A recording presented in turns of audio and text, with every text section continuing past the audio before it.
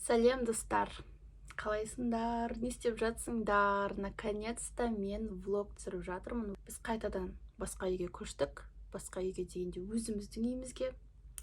Қазір бәрін күштілеп тұрып айтып беретін боламын. Осылай менің камераға, ютубқа сөйлемегелі бір ай болған сияқты. Бір ай дұрыстап ютубқа видео түсірмеген едім. Сол үшін сіздерден кешірім сұраймын. Бәрін басынан бастайық. Ертеде деп 8 квадрат метрлік сондай общежитияда өскен қызбын. Прям өте сондай сносқа кететін ескі үйде тұрғанбыз. Ол жерде мен 12 жасқа дейін тұрдым. Бір комната 18 квадрат метр. Крысалармен немесе таракандармен тұратынбыз. Оны тұрған ештеңе жоқ. Үйлер ескіреді, ол понятно ғой. Сондай ескі үйде тұрдық, и ол үй сносқа кетіп, бізге жаңа кеңірек үй берген болатын. Және сол кеңірек үйде мен блог бастап, ол үйде жаңағыдай жүргізген болатынмын. Білесіздер ол үйімді, иә? Сәлем достар, сіздермен бірге мен Аржан. Сіздермен бірге мен Аржан. Сіздермен бірге мен Аржан. Сіздермен бірге мен Аржан. Сіздермен бірге мен Аржан. Сіздермен бірге мен Аржан. Сіздермен бірге мен Аржан. Сіздермен бірге мен Аржан. Сіздермен бірге мен Аржан. Сіздермен бірге мен Аржан. Мама папамен бірге тұратынбыз. Сол үй примерно 35, сондай 37 квадрат метр еді, бір бөлмелі. Ол үйде мен кәдімгідей күшті видеолар түсірдім. Өте үлкен шүкіршілік болды менде. Кішкентай кезімде тұрған үйімізде там даже туалет общий болатын да, бір коридорға бір туалет, іші сасық, сондай сырист, сондай үй еді. Именно ондай нәрсеге үйреніп қалғаннан кейін, жаңа үйге көшкеннен кейін, сол кезде 12-13 жаста көштік қой біз. Средний класстағы үй ғой, жұқа емес, и ол үй маған андай зәулім сарай болып көрінген еді. Ол үйге кәдімгідей үйреніп шүкіршілік ететінмін. Сол үйде мен блог бастадым, сол үйде біраз жетістіктерге жеттім, и я поняла, что я хочу дальше. Мен кеңірек үйде тұрғым келеді, мен әдемірек районда тұрғым келеді, инстаграмный үйде тұрғым келеді деген менде ойлар всегда мазалайтын. Өзім жалғыз тұрып та көрдім, бірақ өзім жалғыз тұрған маған ұнаған жоқ. Мен ата-анаммен тұрғым келетінін түсіндім. Өйткені мен бәрібір кететін қызбын, олармен уақыт өткізгім келеді. Мен более күшті инстаграмға мықтырақ контент жасау үшін әдемірек үйге көшкім келетін. Өзіміздің үйімізді арендаға беріп, может басқа арендаға, басқа 200 болса да сондай арендаға үй тауып, может сондай үйге көшейін ба деп та көп ойландым да. Бірақ үйдегілер лучше арендаға көшкеннен көрі, лучше өзіміздің үйімізді сатып, сразу новый басқа үй ала салайық деген сияқты. Давайте деп мен де келісіп, сөйтіп өзіміздің үйімізді сатып, более әдемірек, кеңірек үйді іздедік. Бірақ бізде артық бюджет болған жоқ, кредитке аламыз деп. Бәрін шынайы айтып беріп жатырмын, потому что бұның жасыратын ештеңесі жоқ. Бұндай проблемалар барлық отбасыда болатын нәрсе. Біз біріншіден өзіміздің тұрып жатқан үйіміз енді жаңадан салынған үй ғой, 2018-де салынған үй. Тым арзан баға сатып жүрдік. Рыноктағы ең төмен баға болды. Или біз сатқаннан кейін үйлердің бағасы резко өсіп кеткендей болды да. То есть біз ұтылып қалдық кәдімгідей. Бізден ескі, бізден жаман емес үйлер біздікінен қымбат болды да. Сосын арзанға сатып жүргеннен кейін бізге 2 апта уақыт берді, көшіңдер деген сияқты үйді босатыңдар деп. Енді жаңа үй іздеу керек қой. Ал біз таппаймыз. Әдемі үйді таппаймыз, кең үйді таппаймыз. Бәрі даже сол бағаға андай ескі үйде жоқ қой. Понимаете? До того біз қатты ұтылып қалдық. Дұрыстап зерттемегенбіз ғой, бағалар қанша болып жатыр, нотариуспен келіспегенбіз, сата салдық спонтанно.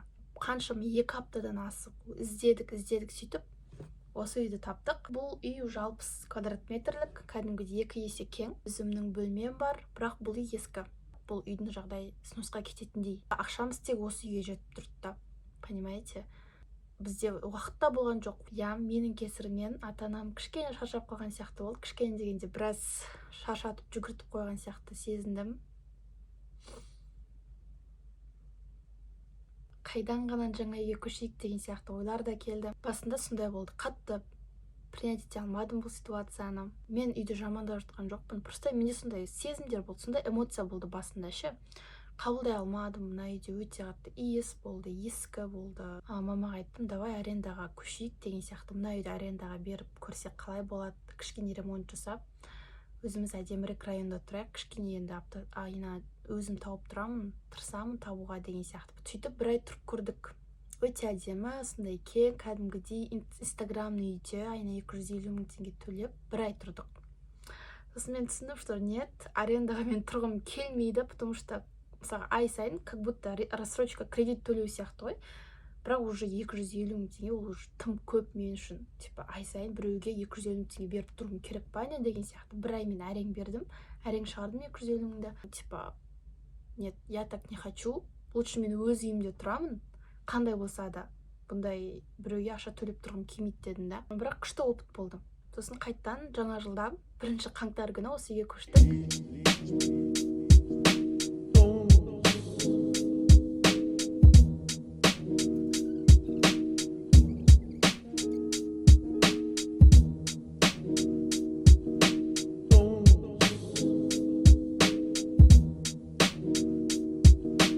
Сразу мына үйге көшейін десек, бұл үйде ремонт болып жатты да, көшуге невозможно заттарды қоюға.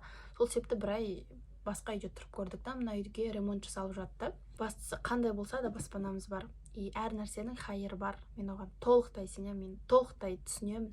Просто басында сондай эмоция болды, сезім болды. Бірақ кейін қабылдадым бұл ситуацияны и наоборот үлкен шүкіршілікпен уже қараймын. Мен әрбір Құдайдың жіберген сондай сынағына, қиындығына тура позитивпен қарауға тырысамын. Өйткені қиындықтың өзінде қаншама нығмет жатыр ғой, былай қарап тұрсаңшы. Бұл себепті мен қазір кәдімгідей өте қуанамын осындай үйім болғанына. Бастысы ата-анам, отбасым жанында болғанына мен қатты қуандым. Осы үйге қайттан көшкен кезде ана үйде өзімді ондай бақыт сезінген жоқпын да. Біз бір айға арендаға көшкен кезде әдемі үйде тұрдық, бірақ тревожно өмір сүрдім. Блин, ақшасын төлеу керек деген сияқты.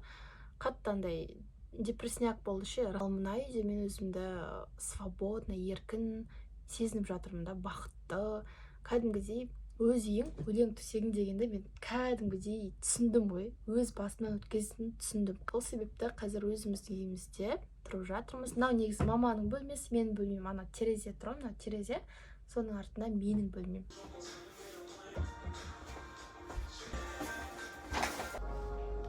Кішігірім ғана қазір тур жасап өтейін. Негізінде мынау бізде кіреберісте бізде осындай жаңағы шкаф тұрады. Өте эстетичный, әрине. Мына бетте туалетті былай ғана былай көрсете салайын. Прям күшті болып жатқан жоқ ол жер. Одан кейін мына бетте бізде зал. Жинастырып қойғанның өзінде кішігірім шашылып жатыр. Мынау негізінде Мейіржанның төсегі, Мейіржан осы жерде ұйықтайды. Сосын мұнда бізде кухня. Бір шкаф мына жерге сыйған жоқ та. Біздің кухнямыз осылай терезенің алдында тұрғасын. Шкафымыз сыймай қалды, поэтому ана жерге қойып қойғанбыз. Одан кейін мынау бізде уже мама папаның бөлмесі болса, мынау менің бөлмем. Мына жерде тағы да холодильник, өзіміздің холодильник келгенбіз. И осы жердің холодильнигі әлі тұр. Телевизор, істемейтін телевизор, осы жердің жаңағы мебельдері қалып қалған, столдары. Сосын мына менің бөлмемде, менің бөлмем ғана мында эстетичный болып тұрған сияқты, бірақ та мына свет өте сондай аз, бір әлі қолым тимей жүр, холодный жаңағыдай лампа алуға. Әлі бара алмай жүрмін. Менің кереуетім, шкафым, мұнда рабочий стол, бірақ та бұл рабочий стол бұйырса ауыстырамын. Мұнда всегда сымдар шашылып жатады, өйткені маған всегда жаңағыдай телефондар зарядталып тұру керек. Телефон, петличка, жаңағы пауэрбанк, камера барлығын зарядтап өстіп шашылып тұрады сымдар. Мұнда менің жаңағы дәптерлерім, армандар картам, осы жерде мен боянамын. И мұнда чемодан тұр. В принципе, осы ана жер уже маманың бөлмесі, Мұнда музыка қосып қойып, қазір енді боянатын боламын. Қазір Аржанды күтетін боламын. Ол уақытқа дейін боянып, сосын дастархан дайындаймын. Сосын бізде әрі қарай съемка болады. Сол себепті бірге съемкаға жиналайық. Макияж тұрағы менің каналымда видео бар. Сол себепті көрсеңдер болады. Негізінде бір емес, бірнеше видеолар түсірген болатынмын. Тіпті инстаграмда да мен всегда барлық нәрсеге туториал жасаймын. Укладкаға да, макияжға да. И все, в принципе. Жалпы күнделікті өмірімді мен сол жерде күнде 24/7 салып отырамын. Сол себепті лучше сіздерге инстаграмға бару керек. Айтады да, сен егер де ештеңе бұл әлемге ешқандай ақша бермесең, өзіңе сақтай берсең, или там ештеңе алмасаң, онда сен экономический паразитсің. Паразит типа бактериясың да, не пайдаң жоқ, не өзіңе де пайдаң жоқ, басқаға да пайдаң жоқ. Типа ештеңе сатпайсың, потому что экономика деген ол сату, бірдеңе алмасу, солай ғой, бәрібір біреуден бірдеңе аласың, сөйтіп ақша айналымда жүру керек та. Ал егер де сен ол жердегі белгілі бір адамдар бүйтіп ол айналымды бұзады да, паразит боласың. Саған сенің ешкімге пайдаң тимейді, саған да ешкім пайдасы тимейді, сөйтіп андай лишний болып жүреді екенсің. Иә, еще андай адамдар бар ғой, иә, сондай ақшаны экономдаймын дейді да, қатты. Не өзіне, не басқаға ештеңе алмайды. Просто сақтап қояды. Оны неге сақтап қоясың десе, не білмейді. Сондай ой бар ғой. Бір жерде тұрған ақша шірейді дейді ғой. Короче, мен үйге күшті контент жасайын деп осындай комнатный растение алған болатынмын, осындай биік фонға қойып қоямын деп. Қазір распаковать етейік. Өздеріңіз білесіздер, мына үйде освещение нашар, сол себепті осылай столға осындай настольный лампочка алған, заказ берген болатынмын. Қазір көрейік, енді былай қыстырып қоюға болады екен. Цветтой тастадым. И осылай күшті әдем жап-жарық болып тұр. Прям өте күшті екен. Енді наконец-то мына жерде күшті видео түсіретін боламын. Бүкіл сұрағаным орындалды, Аллаға шүкір. Сол жылы магистратураға түскім келді. Ал достар, мені жаңа рабочий столыммен құттықтап қойсаңыздар болады. Типа, наконец-таки осындай үстелге қолым жетті. Каспиден заказ берген болатынмын. Осылай барлығын заттарды қойып қойдым. Мында кеше менің арт-терапияға барып салған суретім тұр. Инстаграмда, кстати, күшіктеп контент жасағанмын. Сол күннен карта желаний, ноутбук, кітаптарым, косметикаларым барлығы ровно сыйып тұр. Прям өте удобный, және де өте сондай эстетичный үстел. Маған өте қатты ұнап тұр. Еще байқағандарыңыздай, біз наконец-таки бізге маған осындай холодный лампа алдық. Негізі бұрын осындай теплый болып тұрған еді, енді холодный алдық, и более мына менің комнатам жап-жарық болып қалды.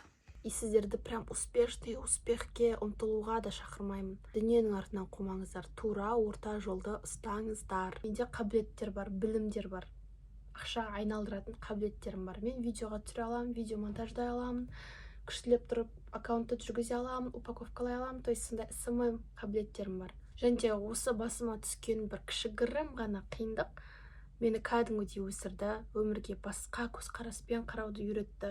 Және де мен ешқашан дегенде арасында бәрібір сондай болады ғой, өкініш сезім.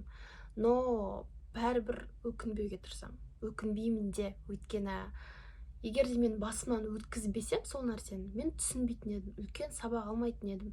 Мен сол кезінде бір ай бойы жалғыз тұрып көрмесем, түсінбейтін едім да, типа, маған бұл нәрсе ұнай ма, қалаймын ба, қаламаймын ба, түсінбейтін едім. Ал именно түсінбегеннің кесірінен мен сол күйі өмір бақи білейін, жалғыз тұрып көруім керек еді деген оймен өмір бақи сүре беретін едім да, и бұл ой мен қатты жей беретін еді.